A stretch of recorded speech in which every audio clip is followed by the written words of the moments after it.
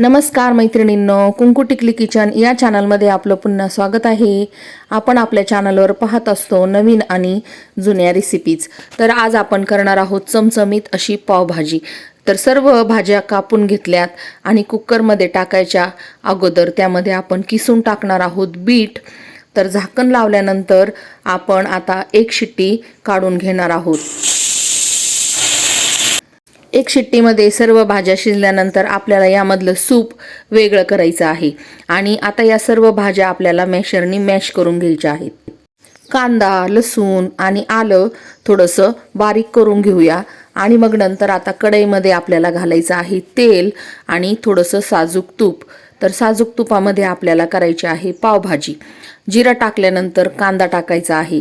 कांदा गुलाबी रंगावर परतल्यानंतर आपल्याला त्यामध्ये टाकायचं आहे काश्मीरी लाल मिरची आणि नंतर लाल मिरची पावडर आणि त्यानंतर हळद पावडर, धना पावडर आणि पावभाजी मसाला। भरपूर असा पावभाजी मसाला टाकल्यानंतर खूप सुंदर असा सुगंध आपल्या किचनमध्ये दरवळतो। मसाला थोडासा परतून घेतल्यानंतर यामध्ये आपल्याला टाकायचे आहे मॅश केलेल्या सर्व भाज्या।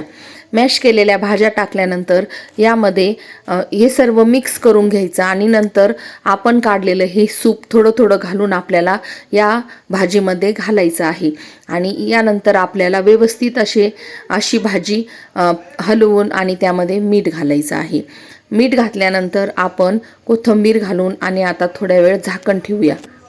चला आता आलाय पाव भाजायचा नंबर। तर छान असे पाव भाजून घेऊ आणि मुलांसाठी मस्त अशी पावभाजी सर्व करूया। तर पावभाजी सर्व करताना आपल्याला पावभाजीमध्ये टाकायचं आहे थोडंसं साजूक तूप किंवा बटर आणि त्याबरोबर खायला घ्यायचं आहे कांदा, कोथिंबीर आणि लिंबाची फोड। चला तर व्हिडिओ कसा वाटला भेटूया पुन्हा।